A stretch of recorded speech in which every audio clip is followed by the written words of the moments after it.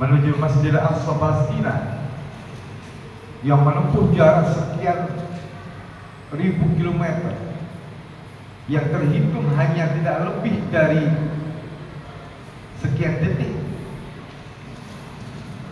perjalanan yang ditempuh dengan menggunakan buraq, di mana di dalam kitab Dardir dijelaskan apakah buraq itu, bahwa Al-Barqun itu Bunyman adalah kilat, bukan buraq yang dinisbatkan atau yang dicontohkan oleh mereka orang-orang bahwa buraq itu adalah semacam kuda kemudian berkepala wanita cantik dengan sayapnya. Bukan seperti itu.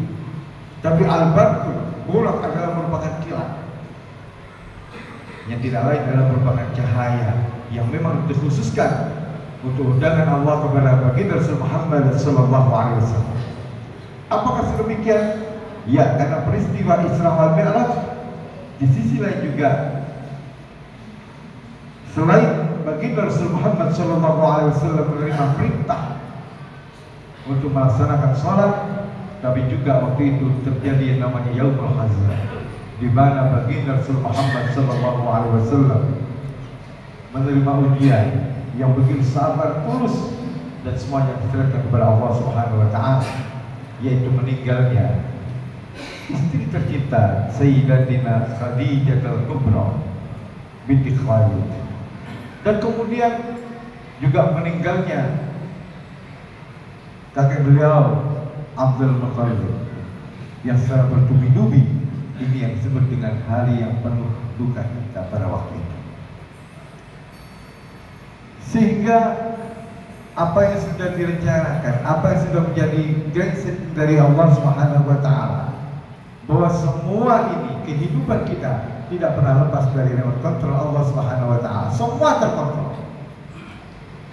Bahkan segala perilaku kita, baik secara jahar, secara terang-terangan, ataupun secara sir, tidak ada yang tahu kecuali kita dengan Allah pun. Tapi ada dua malaikat yang dikirim Allah yang akan mencatat segala amal perbuatan kita dimanapun, saat apapun.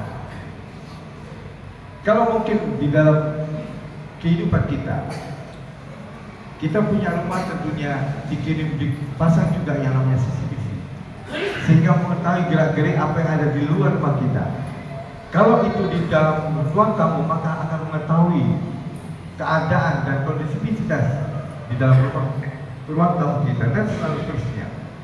Maka ma'asyiral muslimin rahimakumullah, perintah sholat ini merupakan hal yang sangat luar biasa, sehingga baginda Rasul Muhammad SAW menyatakan as-salatu imaduddin, bahwa sholat itu adalah merupakan yang agama. Sama hanya ketika menyatakan an-nisa'u imadul bilad, bahwa perempuan adalah tiang negara. Jadi bagaimana ketika kita melihat orang ini baik atau tidak, maka lihat sholatnya.